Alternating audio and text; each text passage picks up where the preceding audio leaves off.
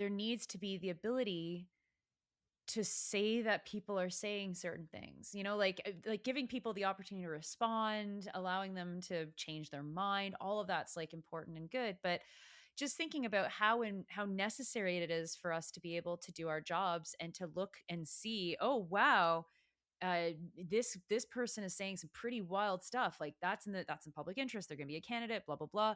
Like this seems like a real chill on freedom of speech. Frankly, how do you see the already limited freedom of speech that we have in this country? How do you see it getting worse or impacted by this kind of tactic that might be employed against a media organization?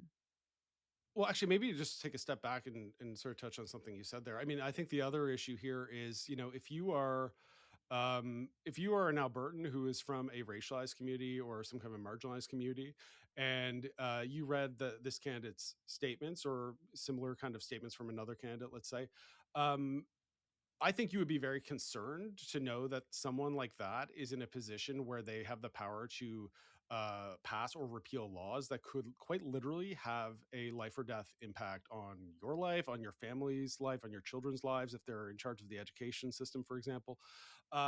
So I think, I think there's like a very, very serious problem here if, you're not allowed to, if we're not allowed to surface these kinds of statements and bring this to the public's attention in terms of what is the danger of this. I mean, where do I start?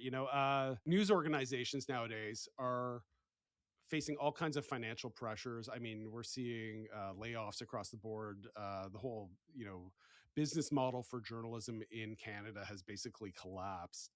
And then on top of that, you're also having to deal with lawsuits that might cost hundreds of thousands or millions of dollars. I just don't know how it is possible to run a news organization in the year 2026 with these kinds of conditions. So I would say that's one big problem. Additionally too, we are a democracy. I think that we're a democracy, and I think that having this kind of like defamation law that doesn't have any kind of protections built in for public participation, like, not only do I think that's anti-democratic, but I think that actually goes against the values as set out in the Charter of Rights and Freedoms. I mean, we supposedly have the right to freedom of the press, to free expression. But how can you really say that if anything you say could potentially lead to a 5, 10